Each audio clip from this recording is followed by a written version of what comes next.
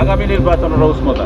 कटक सहर बारवाटी कटक बर्तमान जमी जाइला बेले बर्तमान आम सहित अच्छा जड़े समाजसेवी जहाँ को आम देखा पाऊ पुलिस महानिर्देशक कार्यालय कटक जिलापाल कार्यालय कटक उपजिलापाल कार्यालय कि उपेक्षित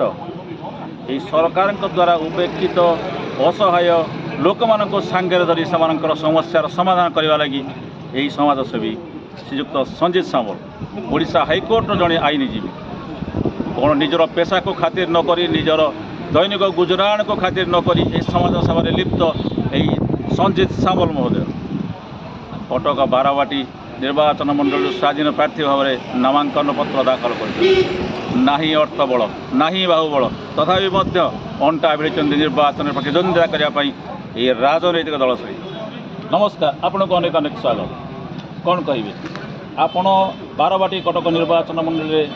विधायक प्रार्थी भाव में नामांकन पत्र दाखल कर पुणी स्वाधीन भाव आपण पाखे ना अर्थ बल अच्छी ना बाहुबल अच्छी राजनैतिक दल अर्थ बल आ बाहुबल आपण कौ बल को सांगे धरी कौ बल आधार कर निर्वाचन में ओह्लैंट आशा रखिंट जनमत अपेक्षा सर्वप्रथम आपको चैनल की धन्यवाद जनाऊँ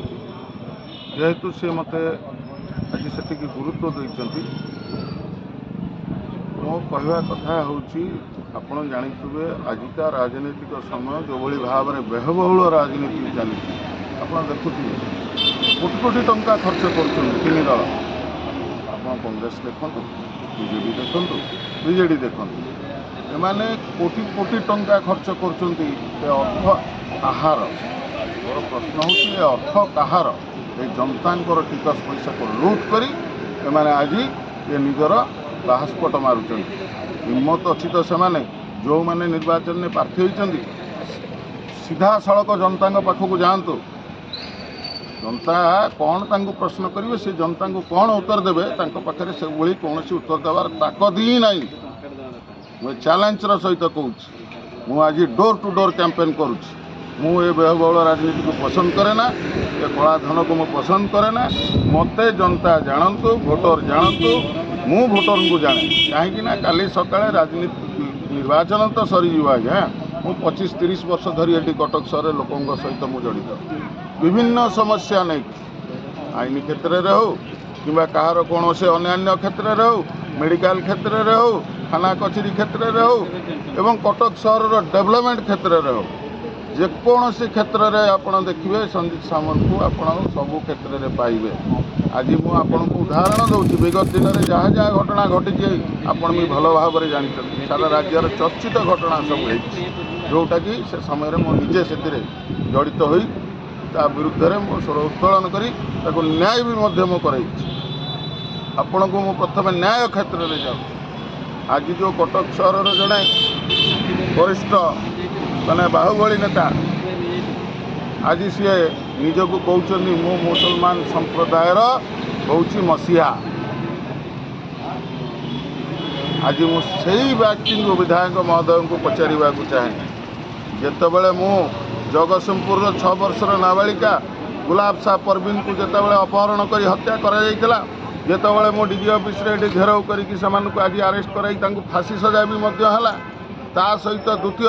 रहा अनार परवीन धर्मशालार झीटी को गणधर्षण कर हत्या करागला से बाबद में मो डीजी ऑफिस रे बारंबार धारणा देकर आज से पिलाटी 2011 मसीहार घटना 15 दिन तले अरेस्ट करागला तृतीय घटना रुखसाना खातून जगतसिंहपुर धनीपुर झीटी की सी तार जो न्यायटी पाइपार नाला मुझे जाई कोरापुट दौड़ी 13 लाख टंका तार सहायता राशि करई तेणु ये सब जो घटना जिते गणमाध्यम प्रकाश पाला ये विधायक महोदय ये निजक कहते मो संख्यालघु संप्रदायर मसीहा से समय से जाइए कुआड़े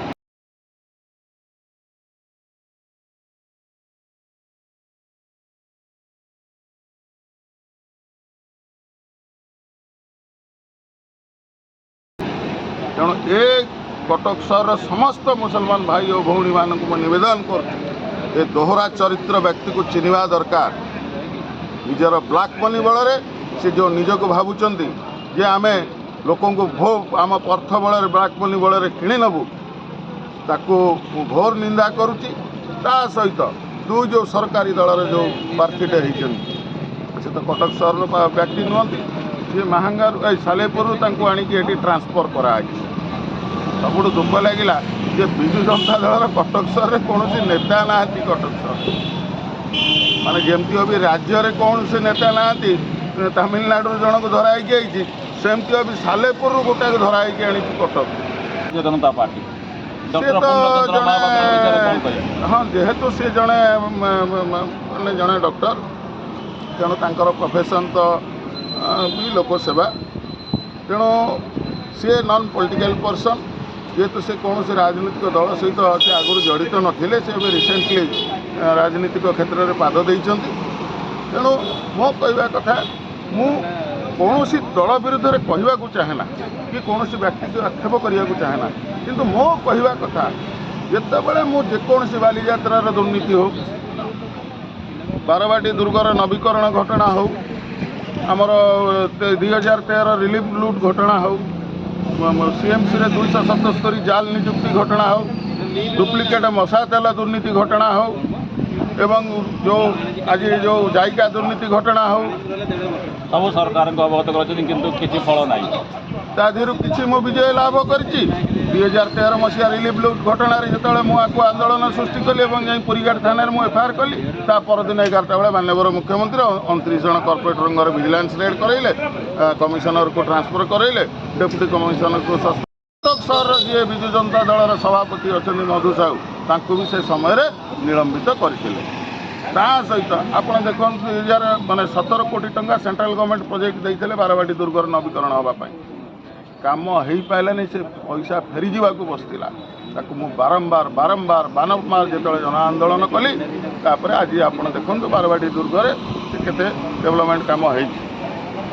चतुर्थ कथा हूँ आप कटक सहर उठा दुकानी कथा चिंता कर कटक सहर में कौन सी इंडस्ट्री अच्छी जे से निजुक्ति पाइबे जेहेतु कटक सहर में इंडस्ट्री ना तेणु से पेट पाणा गुजारिश मेन्टेन कौटी पान दुकानटे कौटी छोट ठेला गाड़ी जलखिया दुकानटे या करके परिवार को चलाऊँ किंतु तांको बारंबार ट्रैफिक समस्या पुलिस समस्या रहा द्वारा से बहुत हईराण सम्मुखीन होती से बाबद 2014 मसीह मुझे आंदोलन कर नवीन बाबू घर द्वार मुहर आनंद भवन सम्मुख में मु अनशन बसती आज कटक सहर 285 वेंडिंग जोन कराई से एडजस्ट कराई ता सहित आप देखु हरिण पार्कर घटना जितेबाला मु खुलासा कली जे हरिण मान खरा दिने जो ग्लुकोन देवा कथा एवं ता सहित तरबुज देवा कथा घास देवा कथा एगुड़ाक किसी नदे से फल्स बिल करके चलिले से जितेबाला मु खुलासा कली मुझे एठू हरिण संख्या कमा जाऊ एवं ठीक उचित भाव में खाद्यपेय व्यवस्था करा जाऊ परवर्ती अवस्था आज चंदकार नूतन पार्क गठन कराई किसी परिमाण में हरिण को ट्रांसफर कराई जो इलेक्ट्रिसिटी घोषणा कर आम छाड़ कर 25 वर्ष सरकार भितर कौन आंकर मन नाला जी से इलेक्ट्रिक आप छाड़ करेंगे निर्वाचन समय सब बाहस्फोट लोक मिथ्या अपप्रचार कौन सहित आप गोटे जिनस को देखो कटक सहर पेरीफेरी तीन इंडस्ट्री बंद कर दिगला कबाड़ी खाना परिणत कर दिगला आप ओटीएम मिल देखो जोटा को बिजुबाबू निजे प्रतिष्ठा करते जो बिजुबाबू ना दल गठन करके 25 वर्ष सरकार चल लुंठन कर चलती राज्य आज कौन 400 कोटी टंका विजु युव बाहिनी बाबद बर्बाद कर दिगला आज से 400 कोटी टंका जब ओटीएम बलारपुर पेपर मिल और शक्ति सुगार मिल बड़मा को जब से टंका को इनवेस्ट कर दि जाता आज से 3टा इंडस्ट्री पुणी ठिया हो पारता केते युवक निजुक्ति पाई पारता भल कथा कहले विजय पट्टनायक भारत रत्न लगे समस्त ना सुपारिश कला सरकार कहते सरकार लोक कहते 3 दल आम सुपारिश कला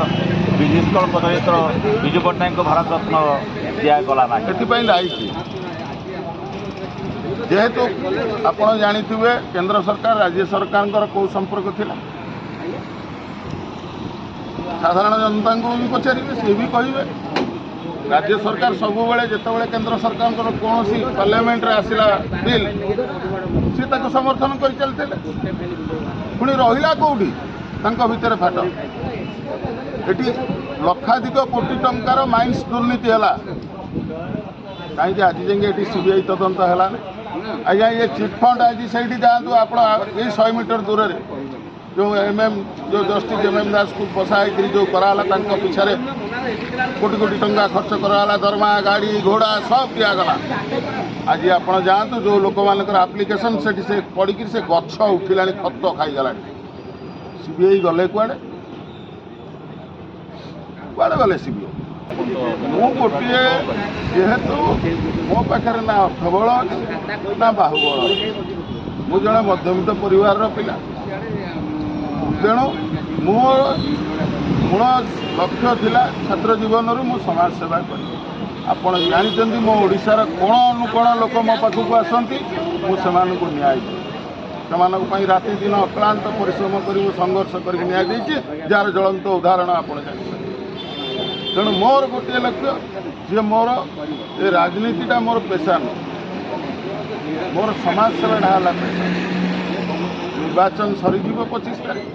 ଆଜ୍ଞା ଏଇ ଯେଉଁ 3 ନେତାଙ୍କୁ ଦେଖୁନାହାନ୍ତି, କିଏ ମାର୍କେଟରେ ଥିବ,